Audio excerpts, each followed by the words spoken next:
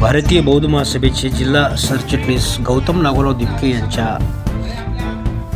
आई दिवंगत सोनाबाई नागोराव दिपके यांचे 110 वर्षानंतर निधन झाले. त्यांच्या पुणे मधुनाचा कार्यक्रम पूर्णा तालुक्यातील मोजे भीमनगर नावके येथे भिक्खू संघाच्या प्रमुख गोष्टीत पार पडला. यावेळी भंते पी धम्मानंद महाथेरो, भिक्खू पय्यारत्न थेरो, भिक्खू पय्यावंश भंते पय्यामोल यांची प्रमुख उपस्थिती होती.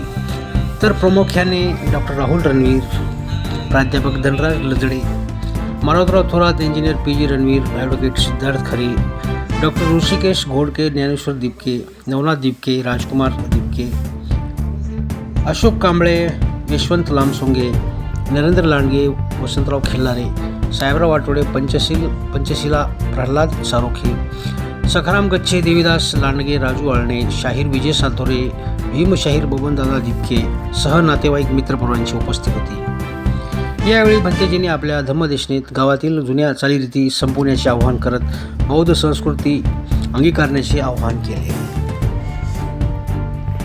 काय म्हणाले पाहूया.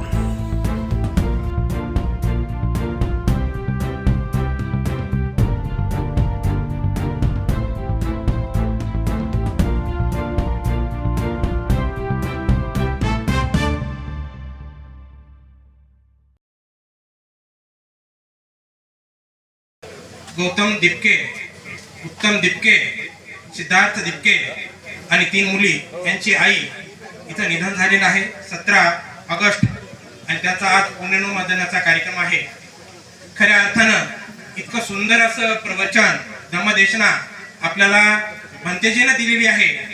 त्यापुढे मी आपणास काय सांगू शकतो, पण एवढंच सांगता येईल या निमित्तानं की जीवनामध्ये माणसाने सत्कर्म करून गेलं तर निश्चितच त्यांची वाहवा, त्यांचं पुण्यकर्म आपल्याला इथं गुणगौरव गाता येतंय. मग जीवनामध्ये येऊन काय घेऊन जायचंय तर सगळ्यात महत्वाचं आहे धनसंपत्तीपेक्षा सगळ्यात महत्वाचं आपलं कर्म. मरावे परी कीर्ती रूपाये उरावे या दृष्टिकोनातून आत्ताच तथागताच्या धम्मातून आदरणीय भंतेजीने, वंदनीय भंतेजीने आपल्याला सर्वांना ज्ञान दिलेलं आहे. म्हणून सोनाबाई नागोराव दिपके ह्या ज्या आहेत 110 वर्ष जगल्या, त्यांच्या केवळ आणि केवळ पुण्यकर्मामुळे जगलेल्या आहेत. त्यांचं पुण्यकर्म त्यांच्या मुलावर दिलेल्या संस्कारातून दिसून येत आहे.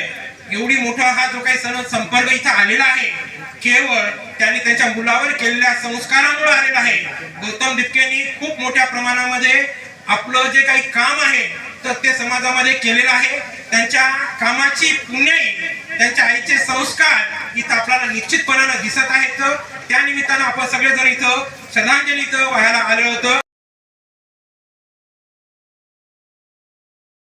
महाकारुणिक तथागत भगवान बुद्ध बोधिसत्व परमपूज्य डॉक्टर बाबासाहेब आंबेडकर आजच्या प्रसंगी भीमनगर या ठिकाणी कालकथित सोनाबाई नागोराव दिपके यांच्या पुण्यानुमोदनाच्या निमित्ताने आज भीमनगरमध्ये भिक्खू संघ आणि मोठ्या प्रमाणामध्ये या ठिकाणी उपासक उपासिका उपस्थित झालेले आहेत. तेव्हा खऱ्या अर्थाने या अनुषंगाने आपण बऱ्याच प्रमाणामध्ये आपल्या समाजामध्ये चाललेल्या चालीरीती, रूढी, परंपरा आपण पूर्वीच्या त्यागल्या पाहिजे आणि सुंदररित्या बोधिसत्व परमपूज्य डॉक्टर बाबासाहेब आंबेडकरांनी दिलेला धम्म अनुसरून श्रेष्ठ आणि श्रेष्ठ जीवन जगलं पाहिजे. मनुष्य जीवन अतिशय दुर्मिळ आहे आणि दुर्मिळ असलेल्या मनुष्य जीवनाला आपण सर्वांनी सुंदररित्या सुगती देण्यासाठी समाज प्रज्ञा यामध्ये आपण श्रेष्ठ प्रकारचे जीवन जगलं पाहिजे.